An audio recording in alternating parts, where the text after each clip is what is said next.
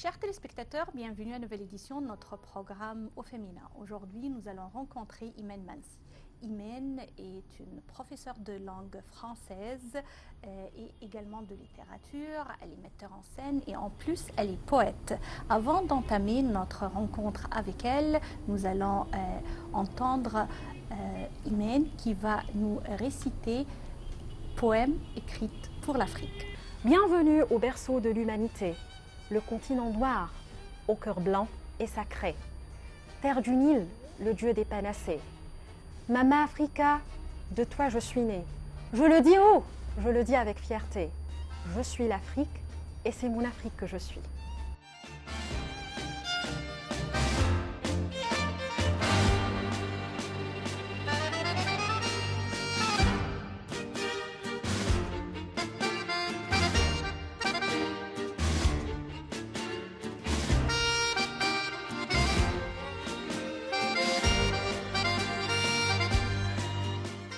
Imen Mansi, bienvenue à notre programme au féminin. Vous êtes professeur de français, langue et littérature, metteur en scène et poète également, comme on a vu. Bienvenue à notre programme. Merci beaucoup. Moi aussi, je suis très ravie d'être parmi vous. Et bonjour à tous les spectateurs de la Nile TV. On commence toujours notre interview avec les souvenirs de l'enfance, cette période de la vie de l'être humain qui le marque pour toujours. Qu'est-ce que vous retenez de cette période de votre vie? Bon, la période de l'enfance, c'est une période d'innocence. Et je me rappelle des premiers pas par rapport à la langue française. Je me rappelle que mes parents étaient vraiment face à un dilemme parce que mon frère était anglophone et du coup, ils l'ont inscrit à une école anglophone. Mais ils ont choisi de prendre le risque et d'oser inscrire leur fille à un établissement francophone. Et leur objectif était un peu de chercher ou bien de viser à la fois un enseignement de qualité et une éducation haut de gamme. Et en réfléchissant, en posant la question aux amis, aux voisins, ils se sont décidés et puis tout le monde leur a recommandé l'éducation et l'enseignement qui est imposé ou bien qui est fourni par les sœurs. Donc on a réfléchi un peu, je veux dire mes parents, et puis ils se sont décidés à m'inscrire à l'institution Saint-Jean-en-Tite. Donc ça c'était le premier pas à Alexandrie. Ouais. Donc, la petite Alexandrine s'est inscrite à l'institution Saint-Jean-en-Tite alors qu'elle ne connaissait aucun mot en français, surtout qu'elle est née dans une famille non francophone. Et puis, c'est pourquoi je vous ai dit qu'ils ont pris le risque, qu'ils ont osé m'inscrire à cette institution alors qu'ils sont anglophones mais non francophones. Donc, je me rappelle du premier jour d'école. C'est étonnant un peu du fait que je me rappelle de ce premier jour d'école parce que je tenais la main de maman, mais je n'étais pas un enfant qui pleure du tout. J'étais très contente, très enthousiaste et excitée d'intégrer ce nouvel environnement. Et puis je me rappelle d'une petite rencontre entre moi et entre la supérieure en ce moment qui était sœur Marie-Noël et qui m'a posé une question. La première question qu'on pose à un enfant, comment tu t'appelles?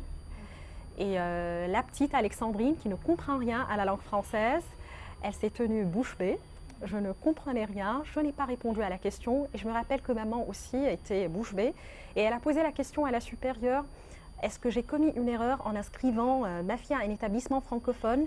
Je suis anglophone et non francophone, je ne comprends rien à la langue française. Et puis, sœur Marie-Noël lui a dit, ne vous inquiétez pas, vous allez laisser votre fille aujourd'hui et je vais vous voir le jour de la cérémonie des remises de diplôme.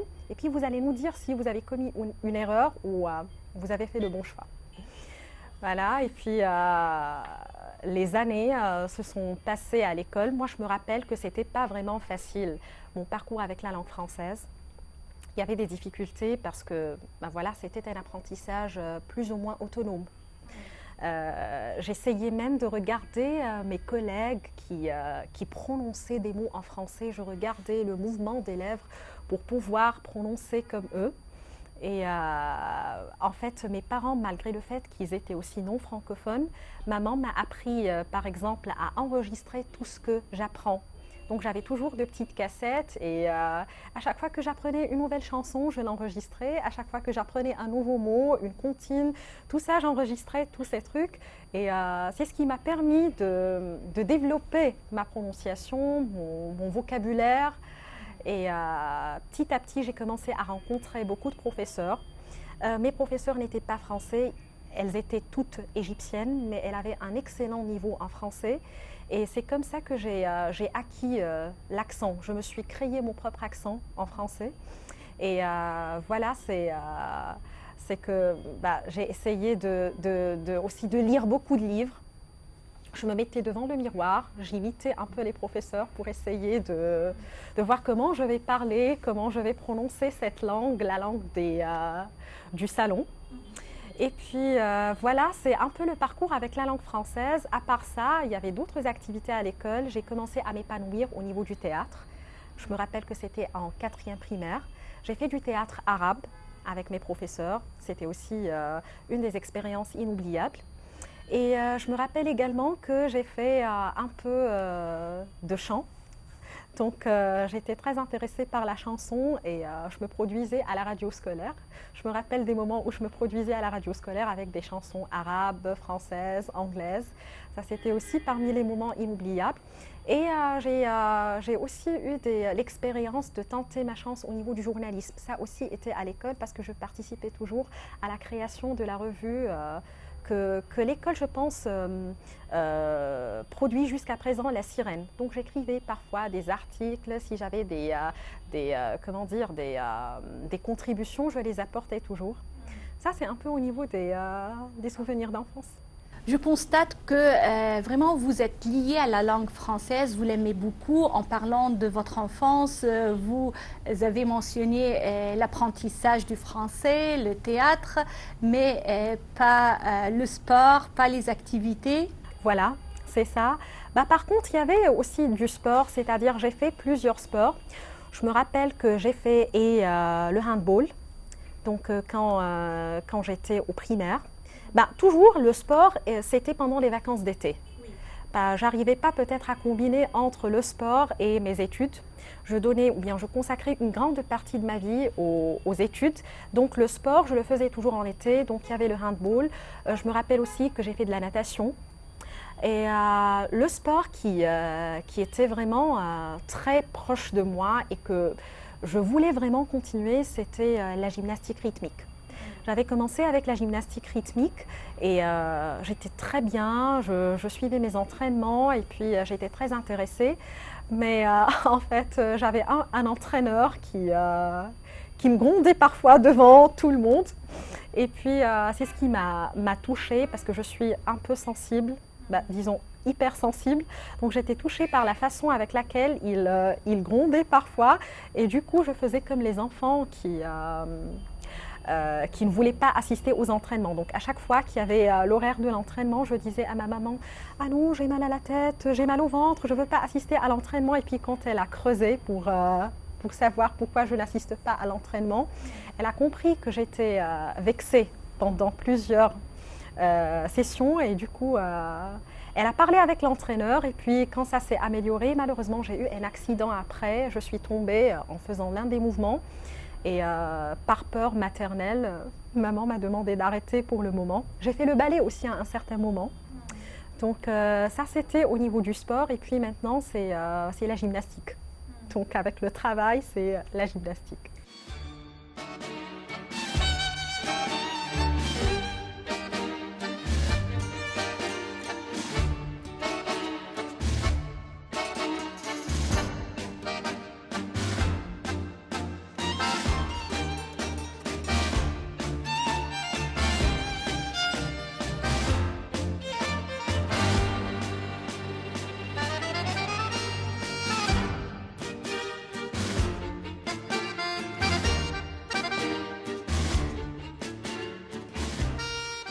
Cet amour de langue, surtout la langue française, a continué avec vous et avec le choix des études à l'université. Oui, voilà.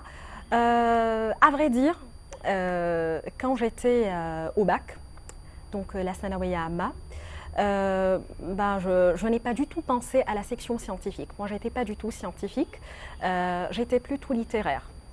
Et en fait, j'ai beaucoup réfléchi, je ne savais pas quoi choisir comme université. Parce que j'avais des aspirations un peu artistiques. Donc je voulais soit devenir une présentatrice, soit devenir une actrice, surtout que j'ai commencé le théâtre quand j'étais à l'école. Et donc je me suis dit, ben voilà, je ne peux pas faire actrice, par exemple, avant de faire ou bien de suivre des études. C'était un peu étranger pour moi de suivre des études à l'Institut, par exemple, des arts théâtraux. Je n'ai pas voulu faire ça, ou bien de m'inscrire à l'Institut du cinéma. Donc, je n'ai pas voulu faire ça. J'ai voulu suivre d'abord des études et puis accompagner ces études avec les études du cinéma ou les études de théâtre. Et puis, c'était un peu aussi dur pour moi, le fait de passer toute ma vie à Alexandrie, ma ville natale, puis partir au Caire pour suivre mes études universitaires. Disons, je n'étais pas courageuse. Je n'étais pas du tout courageuse. Je devais l'être si je voulais vraiment devenir une présentatrice et du coup, j'ai renoncé à ce rêve d'être présentatrice. Donc, je me suis trouvée face à un seul choix, c'était la langue française. C'est mon amour de la langue française qui a triomphé. Et je me suis dit, la langue française, c'est la clé qui me permettra d'intégrer n'importe quel domaine. Et du coup, je me suis inscrite à la faculté des lettres, département de langue et de littérature française à l'université d'Alexandrie. Mes 4 années à la faculté, c'était des années de succès parce que ces 4 années se sont terminées ou bien ont débouché sur le fait que j'ai été nommée 2e au niveau du département et 5e au niveau de la faculté des lettres. Et pendant ces 4 années, je ne me suis pas seulement consacrée aux études, j'ai appris de la vie scolaire. Donc, je me suis dit non, je vais essayer de profiter de mes 4 années. Du coup, dès la première année, je me suis inscrite à la troupe Étoile. C'était une troupe qui a été fondée par un de mes professeurs inoubliables, c'est Dr Salwa Matar. Et c'était une troupe pour faire du théâtre, pour développer tout ce qui est talent au niveau de la chanson, de la poésie. Et c'était une troupe qui était propre au département de langue et de littérature française. Donc, dès la première année, on avait toujours, au moment de la fête de la francophonie, comme célébration, on avait un spectacle à présenter à l'Institut. Un spectacle, je veux dire, une pièce de théâtre, des chansons, des poèmes, donc une soirée complète présentée par la troupe Étoile. Donc, je me rappelle que j'ai participé pendant les 4 années à cette soirée de la francophonie, aux activités de la troupe Étoile. Et je me rappelle d'une soirée remarquable parce qu'on a présenté Les Précieuses ridicules de Molière. Donc, ce n'était pas la version classique. L'originalité, c'était qu'on a créé notre propre version des Précieuses ridicules de Molière. C'était une version moderne. J'ai participé également à la faculté, à la rédaction de la revue, de la faculté, du département plutôt, c'était appelé Trait d'Union. Donc j'avais réalisé des interviews avec des Français, j'avais écrit des articles. Donc c'était toujours entre le journalisme, entre le théâtre, voilà.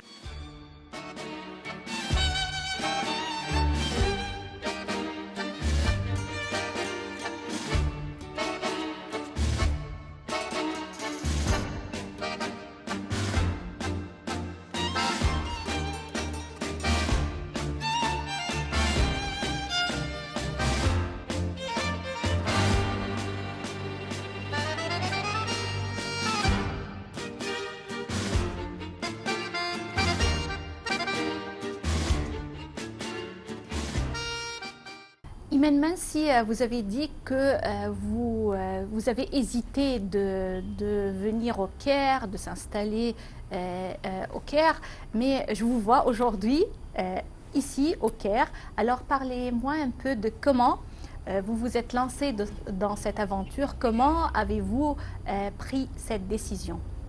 Le fait de venir au Caire, ça m'a pris beaucoup de temps, beaucoup de réflexion. Je me rappelle que ça m'a pris au moins 1 an et demi pour que je prenne cette décision de venir au Caire, de m'installer au Caire. Et puis tout a commencé quand j'ai eu l'idée de terminer mes études de master. Donc j'avais déjà terminé ma première année de master. C'était très bien passé. Et puis pour la deuxième année, c'était un peu plus difficile parce que cette deuxième année, elle devait se terminer par la préparation d'un mémoire. La préparation du mémoire demande un peu de temps. Donc je voulais que je travaille dans un environnement qui me permet de combiner et le travail et les études. Et du coup, la première année où j'ai pensé de venir au Caire, bon, c'était un peu beaucoup de travail et donc j'ai pas pu terminer ma deuxième année de mémoire.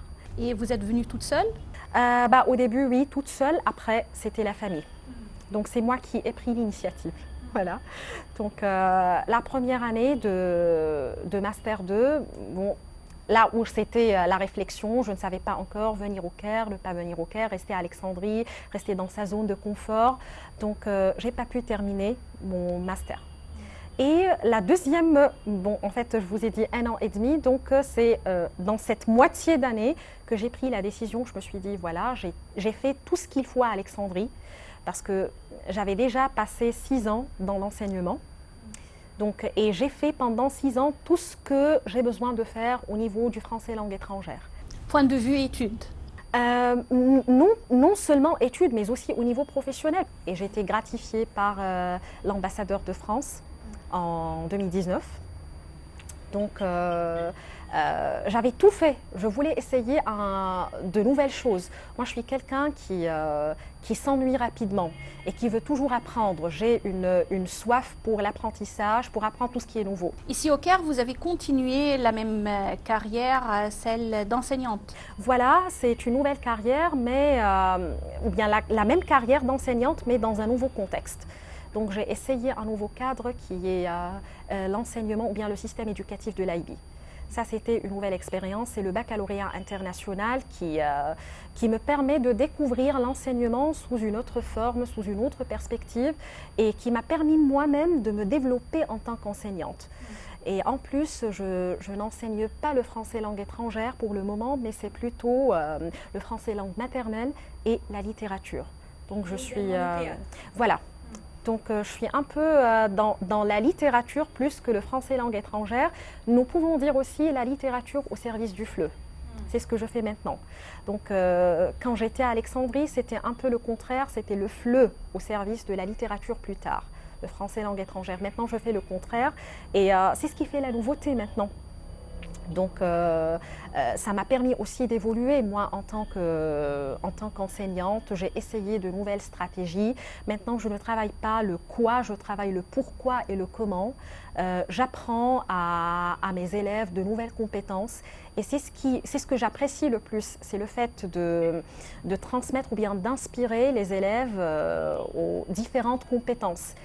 Ça, c'est l'essentiel, ou bien c'est ce que je voulais dans mon enseignement. Je ne voulais pas avoir un enseignement traditionnel ou magistral.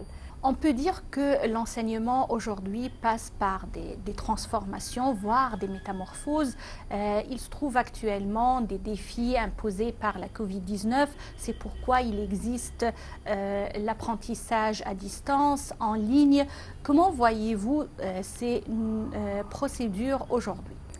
Je pense que les élèves de nos jours, malgré le fait qu'ils ne sont pas tous d'accord, je veux dire la communauté scolaire en général, n'est pas tout le temps d'accord avec cet enseignement, si je me permets de dire hybride, parce que l'on parle parfois des cours en présentiel, parfois l'on parle des cours à distance, mais je veux dire que cette génération est tellement chanceuse d'avoir ces outils techniques, parce que sans ces outils techniques, sans cette technologie, on n'aurait pas pu faire face à cette pandémie. Voilà. Donc le fait de suivre des leçons synchrones et asynchrones, c'est un peu une aventure. Et je vois que les élèves doivent profiter aussi des deux types d'enseignement. Justement, est-ce que l'étudiant profite-t-il de cette expérience ? Par rapport à mon expérience, je pense qu'il profite à fond. mais tout dépend aussi de la stratégie utilisée par l'enseignant. Moi, je vois aussi que le travail se double. C'est le double du travail ou bien c'est le triple maintenant. Parce que l'enseignant, notamment pendant les cours à distance, il doit faire preuve d'extrêmement de créativité. Il ne fait pas seulement l'instructeur, il n'est plus l'instructeur à ce moment. Il ne fait pas de cours magistraux, mais il doit faire des cours interactifs, surtout qu'il y a un écran, il y a cette barrière entre lui et entre ses élèves qui est l'écran.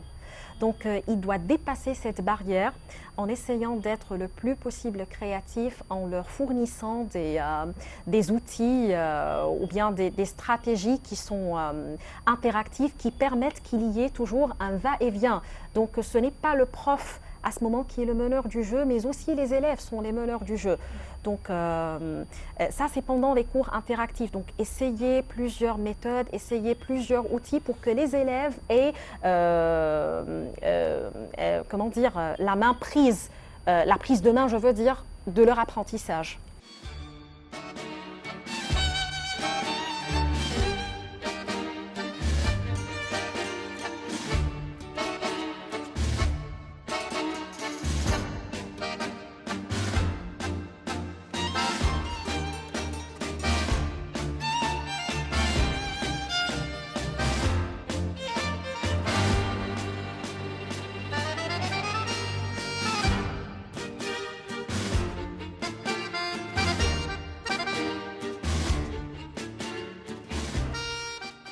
On dit que les jeunes d'aujourd'hui ne s'intéressent pas beaucoup aux études. Alors, qu'est-ce que vous pensez de ça, étant donné qu'avec peut-être l'apprentissage à distance, ils vont également se délasser beaucoup plus?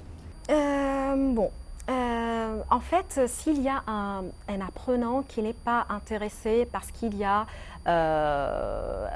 des cours à distance où il y a cet écran, je ne suis pas vraiment convaincue de cette idée parce que, de un, il y a le professeur qui sera toujours le guide et qui motivera l'élève à s'intéresser à son enseignement. Donc tout dépend de la stratégie qui sera utilisée par l'enseignant.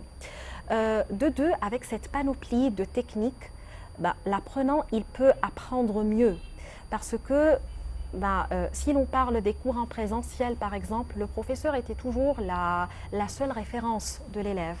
Mais avec tout ce qu'il a maintenant, avec cette panoplie d'outils qu'il utilise ou bien que le professeur met à sa disposition ou que la situation actuelle met à sa disposition, il peut ne pas seulement dépendre du professeur. Il peut dépendre aussi de plusieurs références. Donc, il a les livres, il aime consulter les livres, il a également Internet. Croyez-vous qu'avec cette nouvelle technologie et qu'il y a d'autres moyens pour l'apprentissage, que peut-être l'étudiant devient plus indépendant, le rôle de professeur recule, parce que je crois qu'avec ces nouvelles technologies, peut-être ce métier est en menace? Je ne suis pas tout à fait d'accord avec vous parce que le professeur, il est toujours là pour orienter. Donc, il est le facilitateur. Son rôle change. Il n'est pas éradiqué, il ne disparaît pas, mais son rôle change. Il apparaît sous une autre forme. Donc, je ne suis plus l'instructeur. Je vais orienter mes élèves parce que si l'on parle recherche, est-ce que tous les élèves savent ce que c'est que la recherche? Est-ce que tous les élèves savent comment faire des recherches? C'est au professeur d'apprendre aux élèves de faire des recherches, de leur apprendre à faire des recherches avancées. Il les oriente tout le temps. Donc le professeur ne pourra jamais, ou bien l'élève ne pourra jamais se détacher de ce sens de l'orientation que lui offre le professeur. Donc peut-être je suis un peu, je défends mon métier, voilà, mais c'est comme ça, c'est que l'élève, il aura toujours besoin de son professeur.